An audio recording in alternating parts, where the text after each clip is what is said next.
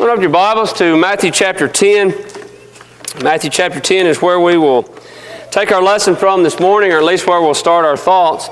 And we continue this morning on our process of thought in this series of lessons on zeal for the Lord's house. I know it seems like we've been on it a while, and we really have.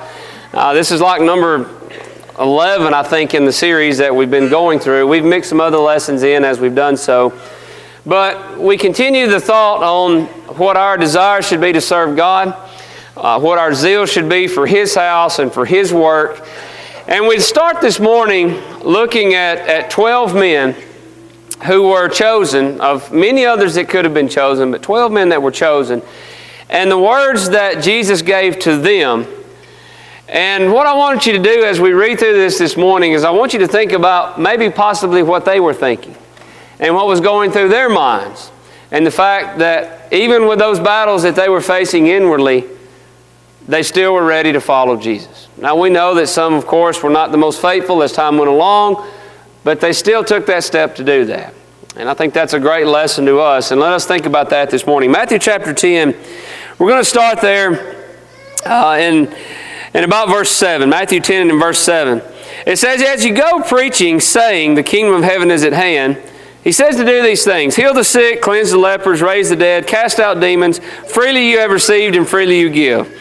Provide neither gold, nor silver, nor copper in your money belts, nor bag for your journey, nor 2 tunics, nor sandals, nor staffs, for a worker is worthy of his food.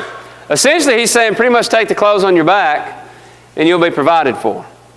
That's an intimidating command even in and of itself. To not really have anything prepared for tomorrow, just trust me that everything's going to be okay. In verse 11, "Now whatever city or town you enter into, inquire who is in it worthy, and stay there till you go out. And when you go into the house, greet it. If the household is worthy, let your peace come upon them. If it is not worthy, let your peace return to you. And whoever will not receive you, nor hear your words, when you depart from that house or city, shake the dust off your feet in regards towards them." So what's He saying there? He's saying, you're not going to be received by everybody. And everything that you say is not going to be very popular. And in fact, some people are going to say, "I don't want you here." Or in fact, maybe even worse.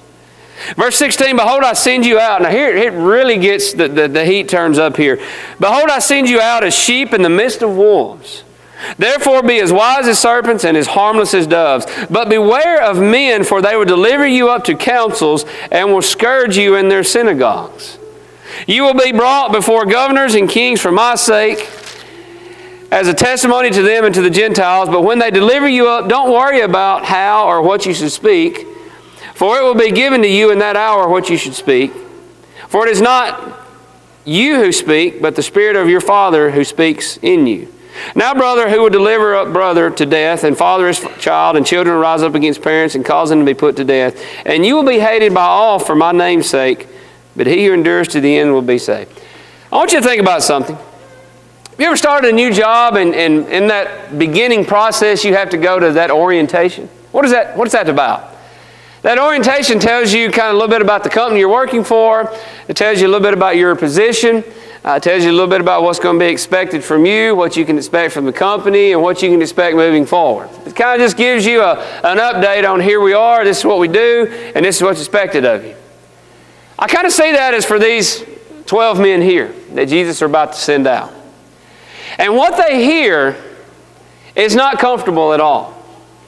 Here are 12 men who are about to step out into a world to do something that they had definitely never done before. And in fact, really no one had ever done in the same way before. Can you imagine how they must have felt? There's going to come a time in our life, perhaps numerous times, where living where it's not comfortable is something that God's going to need us to do. I'm not necessarily meaning that you're going to have to pick up and move. You have to sell everything and go move somewhere else. That could be it. But I'm not necessarily talking about where you reside and where you sleep and where you lay your head down. I'm just talking about our situations in life. I'm talking about what God is going to need us to do in the situations that He's going to need us to enter, roles that He's going to need us to fill, responsibilities that He's going to need us to step up to, duties that are going to have to be accomplished. It's not always going to be comfortable. But as we think about our zeal for God's house and what God needs for us to be, and what our brethren need for us to be, are we willing to live where it's not comfortable? These 12 men were about to enter into a daily walk that was not going to be comfortable at all. In fact, it was the farthest thing from it. But the very fact of the nature is, this is what He needed them to do, and they were willing to do it. What I want us to ask ourselves is, are we willing to walk where it's not comfortable? I want to begin this morning looking at just a few who remain comfortable. You know, comfort is not really what the Christian life is about. Ultimately, that's our goal, to be comfortable in heaven for eternity, but that's not necessarily mean that it's going to be comfortable here. We're going to have to go through things and endure things in the work of God that sometimes may not be the best, may not be what we prefer, but we also need to consider those who were not willing to do that and maybe some of the effects that came from that. Consider those in John chapter 6. John chapter 6 and in verse 66, Jesus has just finished His conversation with them about the bread of life. He said things such as, unless you eat of me, unless you drink of me, you have no part in me, and you have no life in you. They couldn't grasp things like that. They were following Him for a free meal. They were following Him for healing. And then when He started talking about all this deep stuff and this really, really higher concept of living, they couldn't handle it. And it says there in verse 66 that many of those disciples who had been following Him went back and walked with Him no more. Why? Because they weren't comfortable with what He said. They were comfortable with a few words that Jesus said here and there. They were comfortable with a good meal. They were comfortable with, okay, you're sick, now you're healed. But they weren't comfortable with, unless you eat of me and drink of me, you have no life in you. So they left. They walked away. You think about all the blessings of a daily blessings that they could have been blessed with had they continued to follow Him. Had they continued to listen to Him, had they continued to be able to be taught by Him, to be in that position, to be enriched by the Son of God Himself every day, but yet they walked away from that. Sometimes in life, when we're not willing to remain where it might be a little uncomfortable, we miss out on a lot of good things. Just simply because, well, we see an easier path. I think about the rich young ruler in Matthew chapter 19 and in verse 22. He essentially had everything lined out to go to heaven except one thing.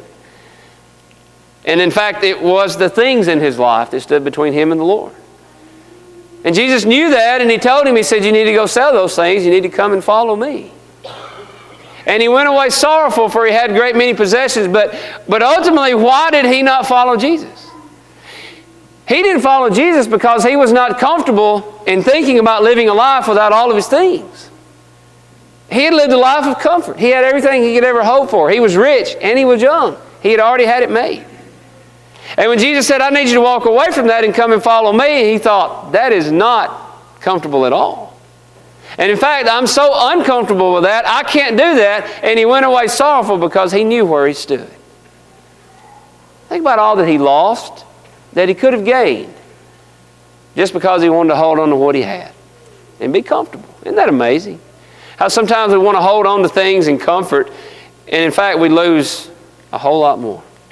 What about the one talent man in Matthew chapter 25? Why did he hide his talent? Because he was not comfortable with using it. He was scared. He was intimidated. He was fearful. He was ashamed. You name it. He wasn't comfortable with moving forward with it. And he lost it all. You see the point?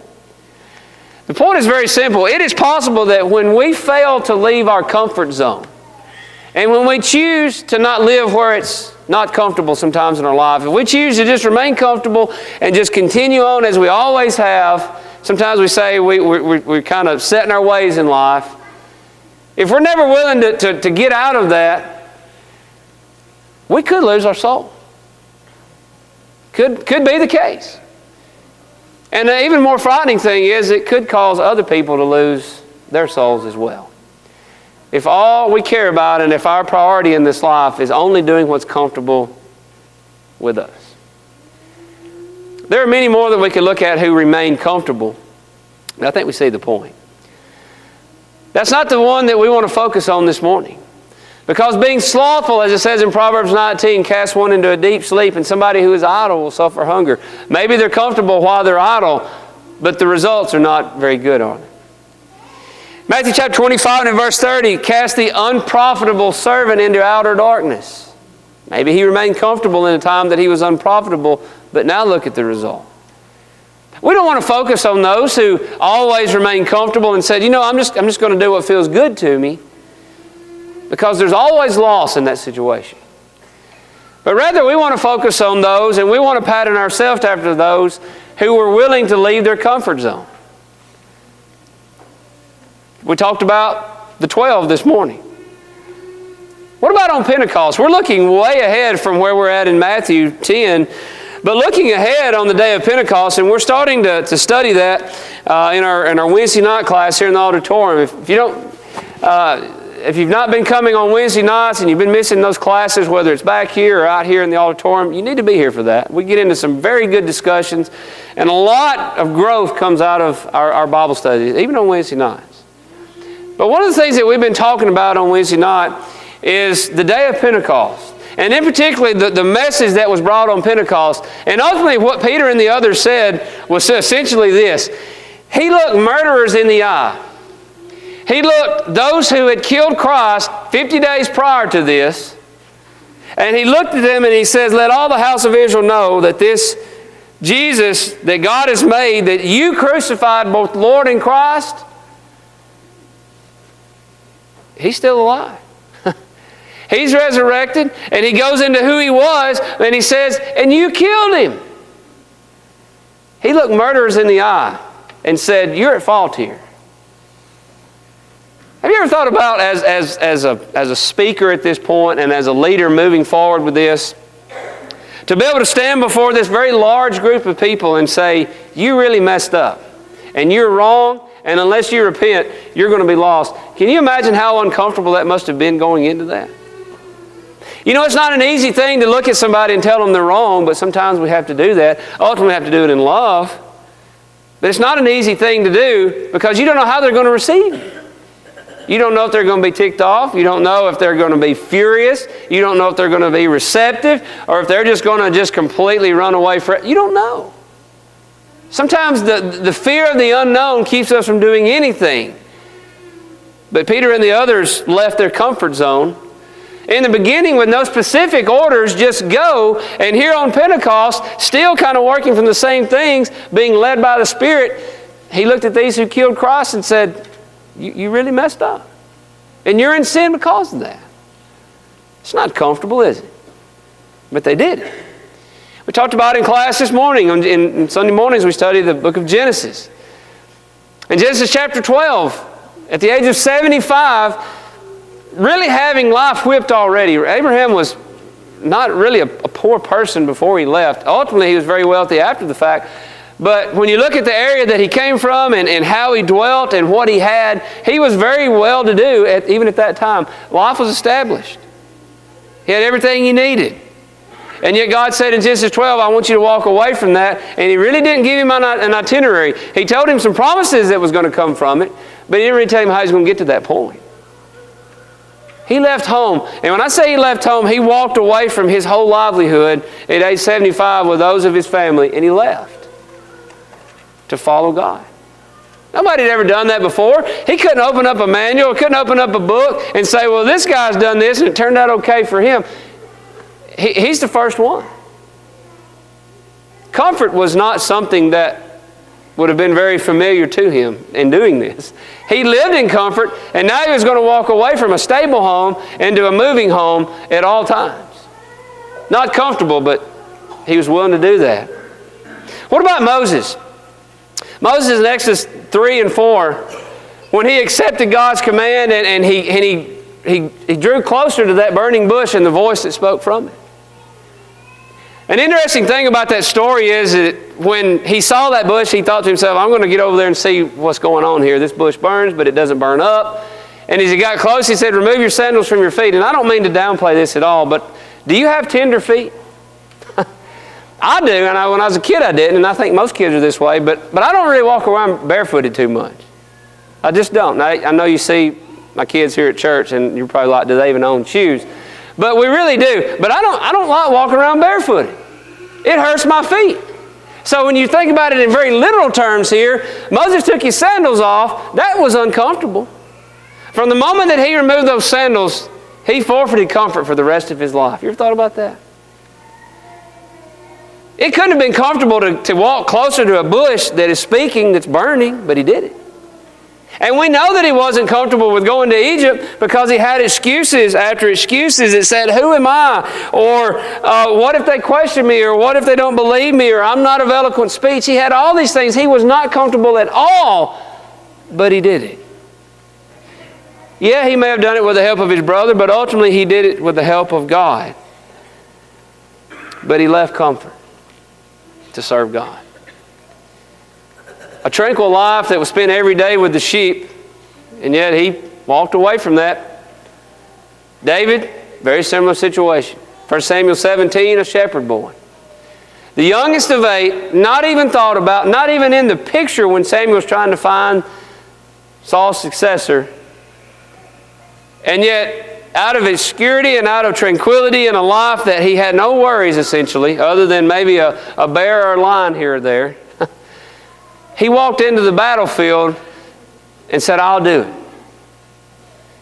He walked into the battlefield and faced a 9.5-foot tall giant that was trained in battle, facing him as an untrained soldier, without armor, without really any real daunting weapons, with 5 smooth stones and a sling in his hand. He says, I'll fight him. Was that comfortable?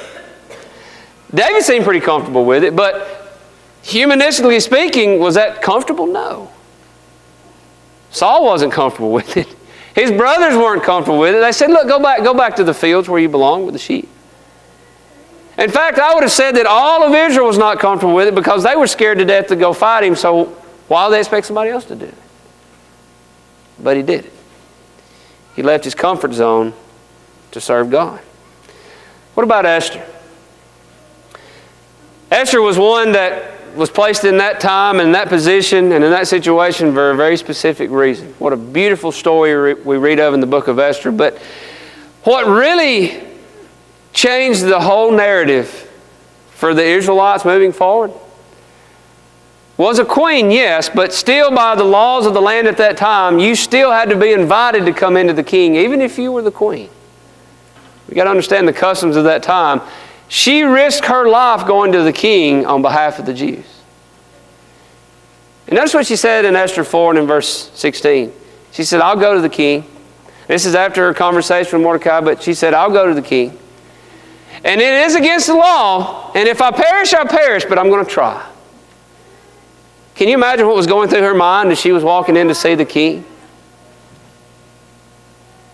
Hoping, praying, please don't kill me. Please give me a chance. Please listen to me. Please save my people. Please save my family. Can you imagine what was going through her mind as she was taking those steps to come before the king, uninvited, uncomfortable, very uncomfortable? What about Ezekiel? I don't know if you can name a prophet that really lived a comfortable life, but I always think about Ezekiel. In the 5th year of the Babylonian captivity, he was called to be a prophet. But the most amazing thing about his life is at the beginning of the day of the siege of Jerusalem, something happened that morning to Ezekiel. He lost his spouse. His wife died. And just like anybody else that loses somebody that close to them, you would want to go into that period of mourning to try to deal with that. But he wasn't allowed that. In fact, the instruction to him was that the very same day, that very same evening, he goes out and he keeps prophesying, he keeps doing God's work. He lost his helper. He lost the love of his life, and he doesn't even have time to pause and to be comfortable and to try to mourn that, but he has to just keep right on trudging along because God needed him that day to do that work. It's not comfortable at all, folks. But comfort really wasn't the issue, was it? The issue was God's people needed to hear this, and Ezekiel, you're the one that needs to do it. He left his comfort zone. Sure they did. What about Daniel? When the king sent out the decree that says, if I see anybody praying to God, it's the lion's den for you. You're dead. We're getting rid of you. We're not going to tolerate that. You bow down to me, you bow down to the king, or else. And Daniel didn't change his life at all, did he? The amazing thing about Daniel and his life, and we even sing this with our young children sometime on Sunday nights, that he would pray 3 times a day, as was his custom, not his habit, but just the way of his life. And when he knew that he would be seen, when he knew that he would be caught, he didn't change a thing. He prayed when his life was in danger. And he survived the lion's den, and he survived King Darius. And the thing about that is, it's amazing that the king that really was behind all this ended up glorifying God because one man was willing to live outside of his comfort zone and to not change his faith. Troy likes to talk about faith a lot. Daniel had it. He didn't change his faith because of what was at stake. Was that comfortable? Yeah, I wouldn't say it was not comfortable. He seemed pretty comfortable with it, though. He left his comfort zone. What about Paul? Paul was not always Paul, was he? There was a time in his life when his name was Saul of Tarsus and he hated Christians. And he hated anybody who stood in the cause of Christ. And he wanted to kill them. And he consented to a lot of people's death, Stephen being one of them. First martyr that we read of in the New Testament, the reason he died was because of this man right here. Until on the road to Damascus that day, his life was changed. And Jesus said, I want you to do this going forward. And he did that. But you know where it really became uncomfortable for Paul? It's when he had to stand up before the very people that he had been persecuting. Maybe he had even killed some of their family members. Who knows? But I guarantee you they knew who he was. And he had to stand up before them and begin to preach Jesus to the very ones that he had just been persecuting because of Jesus. In Acts chapter 9 and in verse 21, people said things like this. Is this not he who destroyed those who called on the name on his name in Jerusalem? And has he not come for the purpose of binding them? Don't you know he heard all those chatters as he was trying to reach these people? In verse 23, it says there that not after many days the Jews plotted to kill him. And ultimately, that was the story of his life. People were always out to get him from this point on. Did he live a comfortable life? No, not at all. But he was always mindful of the fact that God had showed him mercy, that God had showed him grace, even to the extent that he could even be called a Christian, not to mention an apostle or a worker or a preacher or a teacher or a servant of God. And in fact, he says, I'm not only ready to be bound, in Acts 21 verse 13, but I'm ready to die in Jerusalem. He wasn't worried about the discomfort in that. What he was concerned about was doing God's will. Was it uncomfortable? Sure. Did it hurt at times? Absolutely. Paul was beaten numerous times, at times even left for dead. That's not comfortable, but that's what he was concerned with. And that's what he dedicated his life to doing, to serving God. And you can't live out Christ, can you? When it says in Philippians chapter 2, in verses 6 and 7, being in the form of God, think about that. Being in the form of God, being in God's literal presence, did not consider it robbery to be equal with God. He forfeited all of that. He made himself of no reputation, taking the form of a bondservant and coming in the likeness of men.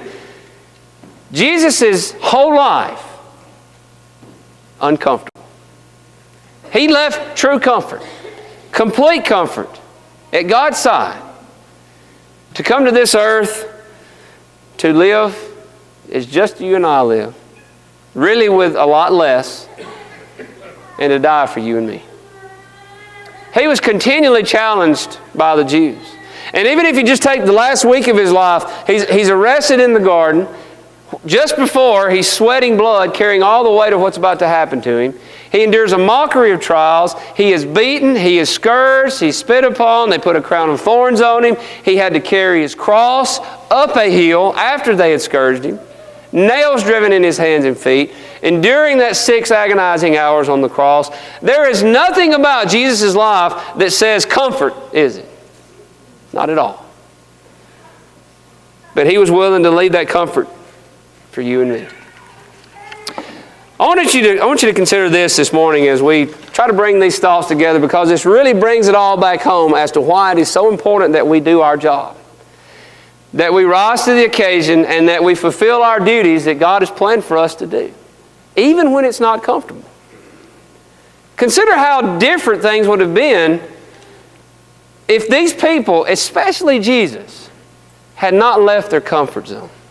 You ever thought about that? Going all the way back to the first ones that we talked about and bringing it all the way back up to Christ, what if these people had said, I'm just not comfortable with that. I had rather not do that, and I won't do that. Well, my friends, there would be no salvation. There would be no hope in death.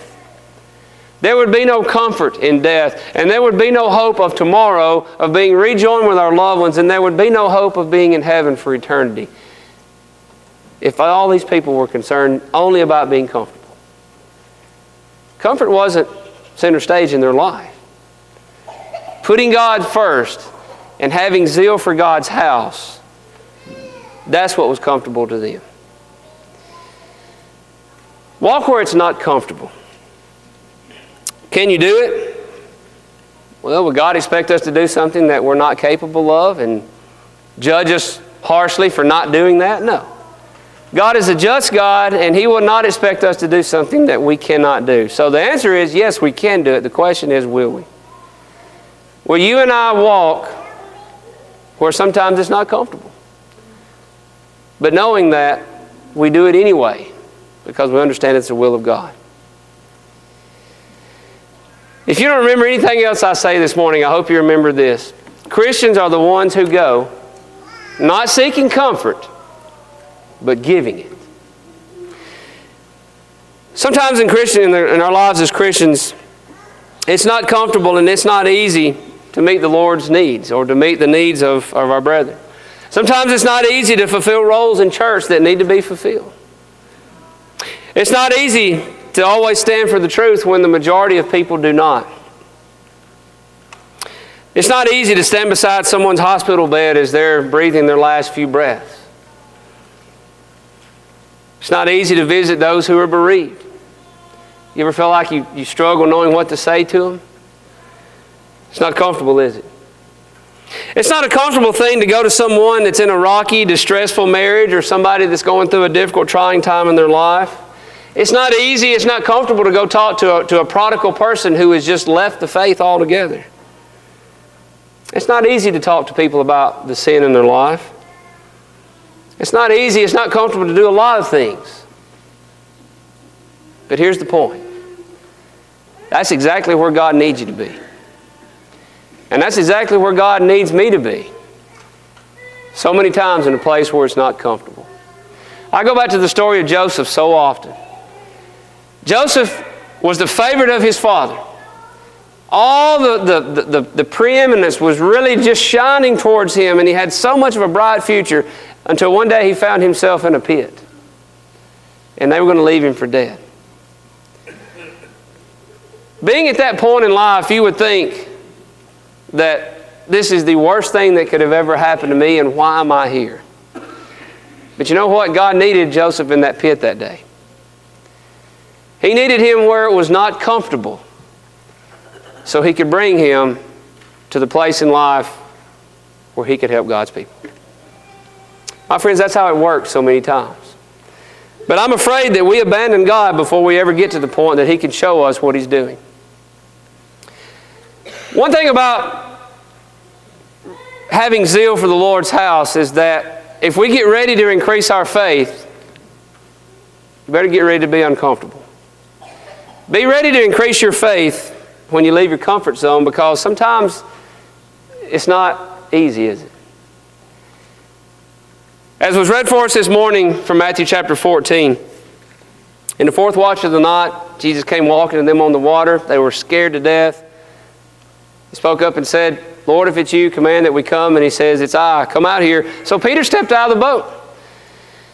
Peter stepped out of his comfort zone. And a lot of times I think we're so hard on Peter. We talk about that Peter denied the Lord. We talk about that Peter, he doubted here and he began to sink. And we're really hard on him. But I want to give you a different perspective on Peter. Peter was always willing to step out of that comfort zone. Peter was not in the boat that night when he sank, was he? He was out of the boat. Everybody else was still in the boat. He was out of the boat. And what I want us to understand is that being willing to step out of your comfort zone doesn't mean you have to be perfect. Peter wasn't perfect. In fact, the Lord rebuked him that night. Oh, you little faith, why did you doubt? I mean, look at all this. That's why I doubted. But even still, Jesus said, why'd you doubt? I'm right here to pick you up.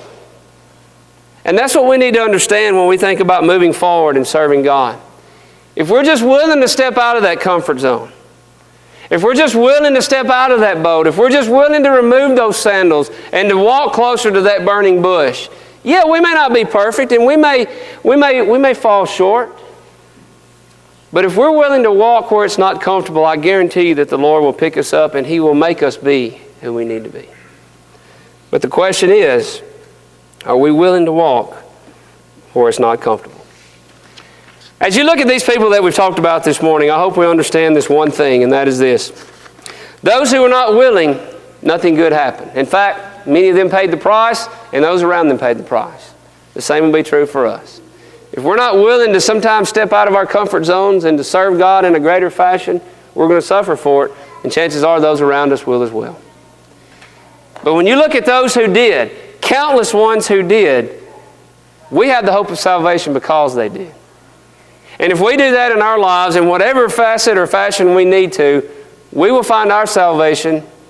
And just as the New Testament teaches us, we just might save a lot of other people in the process as well. Are you willing to live where it's not comfortable? I hope you are.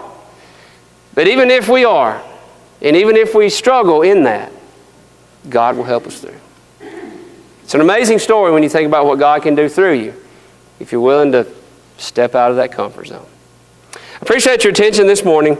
Our time is up. I appreciate your attention, and I hope that something that we've said and something we've considered this morning will be beneficial to you.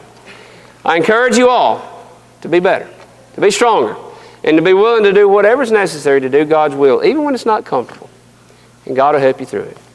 This morning, if you need the prayers of the church to be stronger, for your faith to be increased, to be restored, we're here to help you in any way. As always, the water's prepared. Everything is ready. If you're ready to become a Christian this morning, we would be happy to baptize you and the Lord adds you to His body.